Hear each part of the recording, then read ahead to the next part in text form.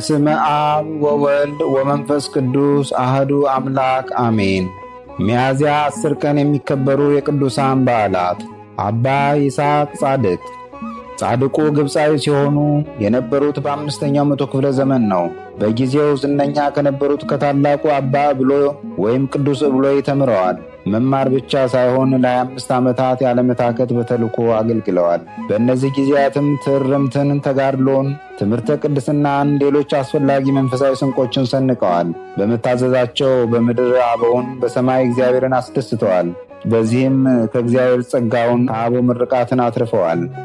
ጊዜው ደርሶም ታላቁ ብሎ ሲያርፍ አባ ይስሐቅ በዓት ለይተው ደንበኛውን ተጋድሎ ጀምረዋል።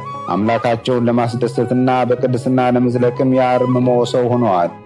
ለሚገባው ነገር ካልሆነ በቀር አያወሩም፣ ምላሽም አይሰጡም። ለምን ሲባሉ አንደኛ ለሁሉም ጊዜና ቦታ አለው፣ ሁለተኛ ሰው በከንቱ በማውራቱ ከጸጋ እግዚአብሔር ይርቃል ይሉ ነበር። አባ ይስሐቅ የክርስቶስ መድኃኒታችንን ሕማማት ለማዘከር ሁሌ ያነቡ ያለቅሱ ነበር። ቅዳሴ ሲያስቀድሱ እጃቸው የዋዲት ታስሮ ነበር። ቅዱስ ሰው ለአዝማናት እንዲህ ተመላልሰው በመልካም እርግና ያረፉ በዚህ ቀን ነው። አምላከ ቅዱሳን ከበረከታቸው አይለየን። ሚያዝያ 10 ቀን የሚከበሩ ዓመታዊ ቅዱሳን በዓላት። ቅዱስ አባ ይስሐቅ ገዳማዊ የታላቁ ብሎይ ደቀ መዝሙር። አባ ገብርኤል ሊቀ ጳጳሳት። በዚህ ዕለት የሚከበሩ ወርሃዊ ቅዱሳን በዓላት። ቅዱስ ናትናኤል ሐዋርያ፣ ቅዱስ ኒቆላዎስ ዘሀገረ ሜራ፣ አቡነ መልክዓ ክርስቶስ፣ ቅዱስ ያዕቆብ ሐዋርያ ወልደ እልፍዮስ፣ ቅድስት እሌኒ ንግሥት፣ ቅዱስ ዕፀ መስቀል፣ ታላቁ ቅዱስ ቆስጠንጢኖስ፣ ቅድስት ቤተ ክርስቲያን። ቅዱሳኑን በሚመለከት ከመጽሐፍ ቅዱስ የተወሰደ ጥቅስ የይሁዳ መልእክት ምዕራፍ 1 ቁጥር 1 የኢየሱስ ክርስቶስ ባሪያ የያዕቆብ ወንድም የሆነ ይሁዳ በእግዚአብሔር አብ ተወደው ለኢየሱስ ክርስቶስ ተጠብቀው ለተጠሩ ምሕረትና ሰላም ፍቅርም ይብዛላችሁ። ወዳጆች ሆይ ስለምንካፈለው ስለ መዳናችን ልጽፍላችሁ እጅግ ተግቼ ሳለሁ ለቅዱሳን አንድ ጊዜ ፈጽሞ ስለተሰጠ ሃይማኖት እንድትጋደሉ እየመከርኋችሁ እጽፍላችሁ ዘንድ ግድ ሆነብኝ።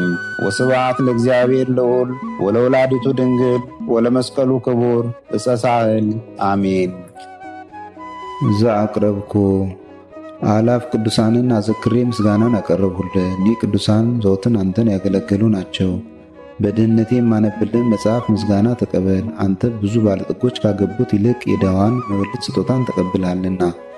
ቅዱሳን የሆናችሁ ነቢያት፣ ለማስተማር የተመረጣችሁ ሐዋርያት፣ ሰማዕታት፣ ጻድቃን፣ ትጉሃን የሆናችሁ መላእክት፣ እናንተም ደናግል ቸር የሆናችሁ መነኮሳት ይህችን ጉባኤ አንድነታችን መባረክን ባርኩ።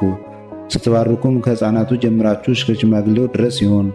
በብራና በወረቀት የጻፈውን ሊያስደርስ በገንዘብ ዋጅቶ ያጻፈውን አምኖ ያነበበውን ወደ ሌላ ልሳንም የተረጎመውንም በዝነ ልቦና አምኖ የሰማውን ከጠብ ከክርክር ከመከራ ከችግር በምትሰውር በእናቱ በማርያም ጸሎት ኢየሱስ ክርስቶስ ሁላችን አንድ ላይ ይማረን፣ ቅዱስ መንፈሱንም ይላክልን ከዛሬ ጀምሮ ለዘላለሙ ዳግመኛም እስኪመጣ ድረስ አሜን።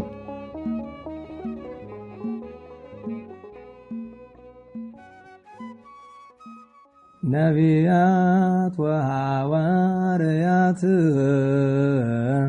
ጻድቃን ወሰማዕት ደናግል ወመነኮሳት አይሩግ ወሕፃናት ገዳማውያን ወሊቃውንት ሰአሉ ለነ ኩልክሙ ቅድመ መንበሩ ለጸባኦት